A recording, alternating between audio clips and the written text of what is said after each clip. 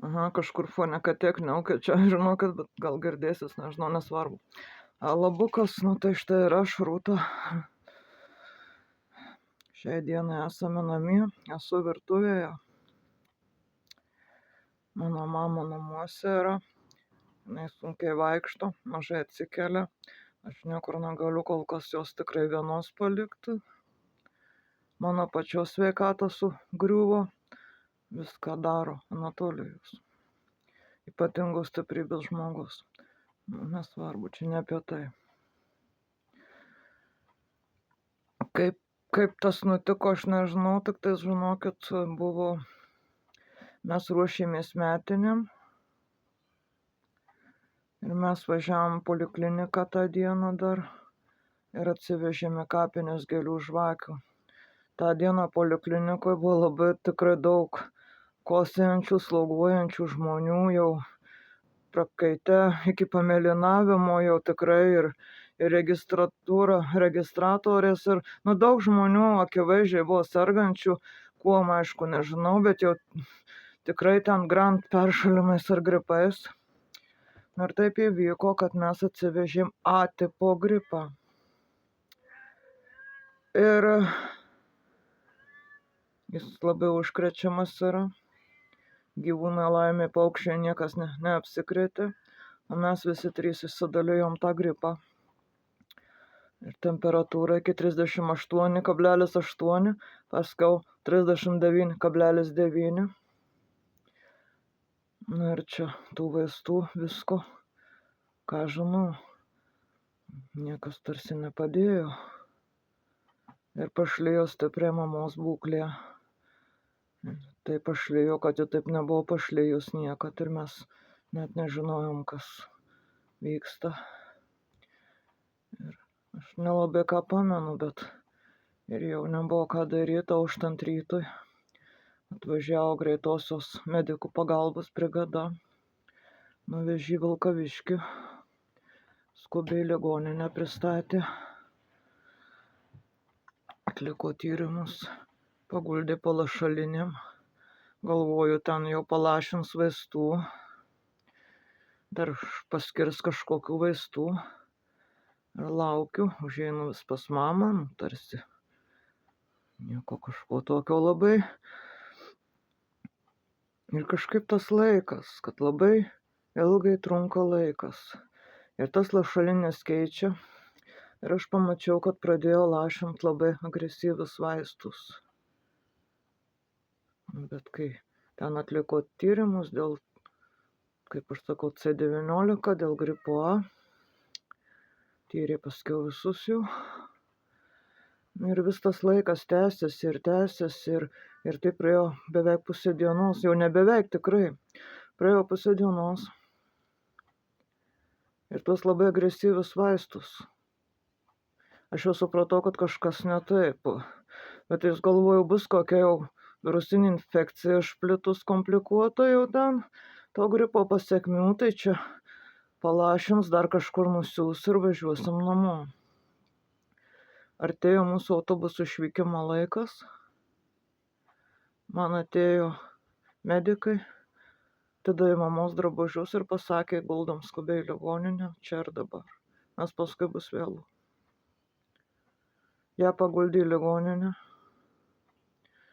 Aš jau prieš tai skambinau mums priskirtam anksčiau socialiniam darbuotojui. Aš jokių priekaištų, pretenzijų neturiu, buvo paskirtas socdarbuotojas iš Vilkaviškio, viskas buvo tarsi gerai. Aš gaunu neįgalumą ir aš jam pasiskambinau dėl dokumentų, kad dar kaip ir priklausytų soc pašalpa, nes jis iki tol tvarkė visus dokumentus. Jisai susisiekė su bartininkais, tikrai visi viską žinojo. Ir atvykti, aš aiškinu, kad negaliu atvykti į bartininkus, kad tokia ir tokia būklė. Ir kaip mama paguldė į ligoninę, man šokas, bet aš dar supratau, kad artėja mano autobusų išvykimo laikas į rajoną. Aš išėjau į kiemą ir paskambinau mūsų socdarbuotojui. Paaiškinus padėtį, jisai man pasakė, Tai gerai, tai tegul ji ten guli, aš žodis į žodį neatsimenu dabar. Ai, tai gerai, tai ji ten tegul guli toj ligoninėje, o jūs savo tvarkykitės tuos dokumentus toliau. Kažkaip tuom pokalbis ir baigėsi. Mane ištiko galybė priepuolių, šokas tiesiog. Greitosios jokios automobilio ligoninės kieme nebuvo. Nieko nebuvo. Aš likau ligoninės kieme viena.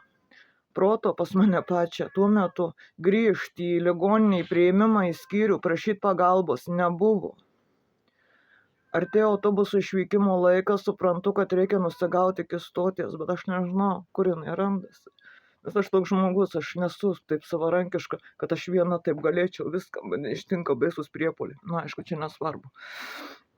Tai va, mano Anatolijus buvo likęs namuose, nes kaip lydintį asmenį, aišku, į greitukę priima tik vieną. Man pačiai paskyrė vaistų, aš jų nusipirkau. Ir aš nežinau, kaip grįžti, kur stotis. Nežinau nieko, stoviu prie ligoninės kiemo, viena. Anatolijus aiškina per telefoną, kaip grįžti, kur stotis, bet man vienodai viskas. Ir aš šlitinėjau ant tilto, ant upės kranto. Žmonių nebuvo, nieko nebuvo tą minutę. Kažkaip susiradau plaukiodama jau kosmose. Iš to šoko.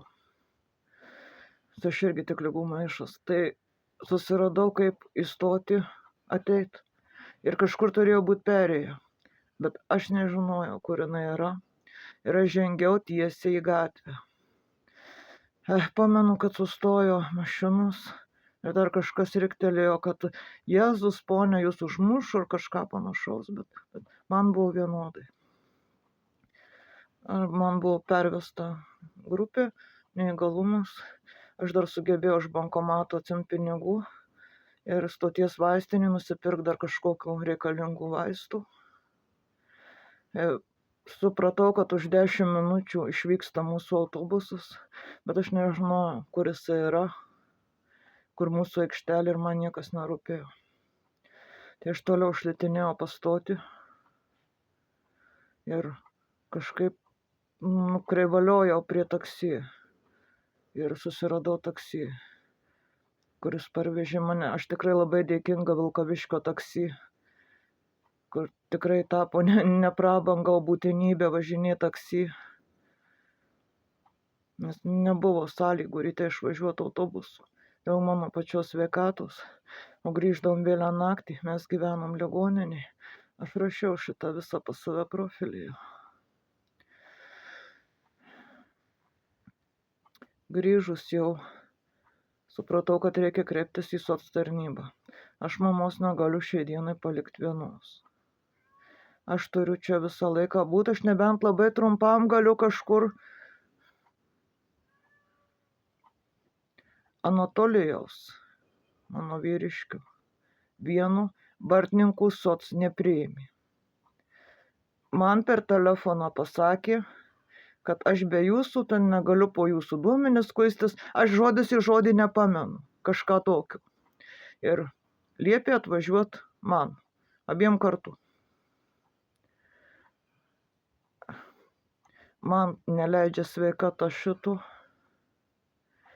Mums niekas tikrai nepadeda, niekas neskambino, neklausė, mums padėjo tik savieji, draugai, artimieji savieji, tie savi širdies dūšių žmonės, kažkada buvę niekas nežinomi, atsitiktinai sutikti, kažkur atrasti, su kuriais mes praleidom daug laiko ir kurie tikrai ir suprato, ir užjautė, ir dalijosi, kuo turi, kuo neturi, ir dalyjamės po šiai dienai skausmais ir vargais ir viskuo, kurie kaip šviesios atminties močiutė sakydavo, tampa geresni ir už giminę, ir už viską.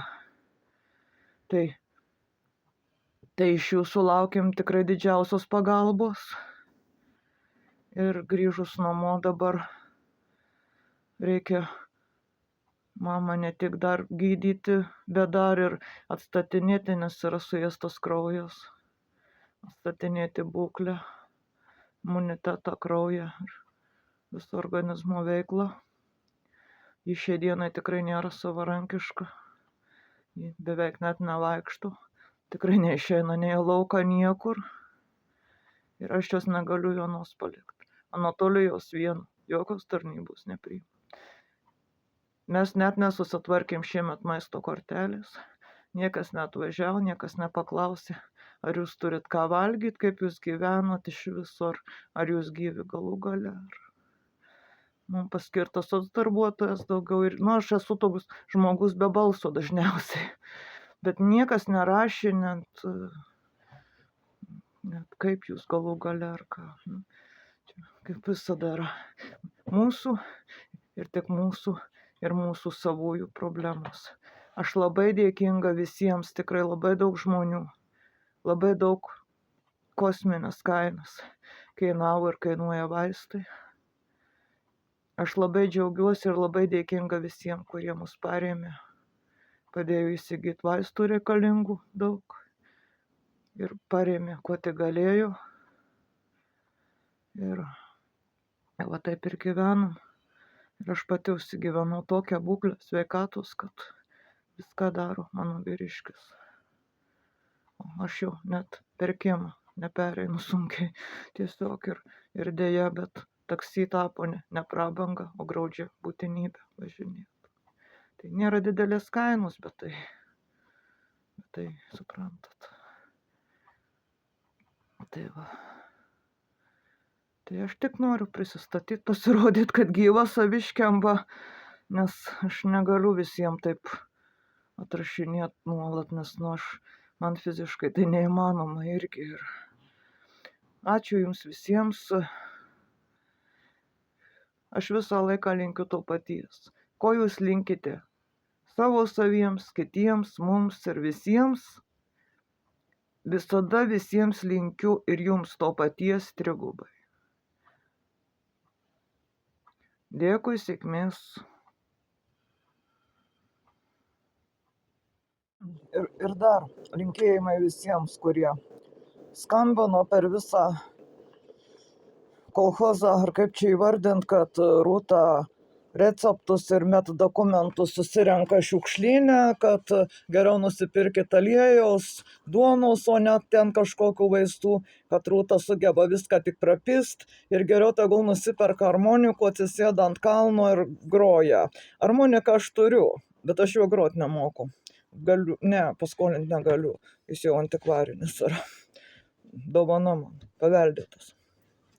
Tai va, man iš šitais kalbos nusispjaut. Bet atminkit, lazda turi du galus, gyvenimas tik vieną. Aš šitą žinau iš patirties. Visada linkiu to paties, ko jūs linkit, man ir visiems. Taip ir tebūnie. Ačiū už dėmesį, gražios dienos ir iki.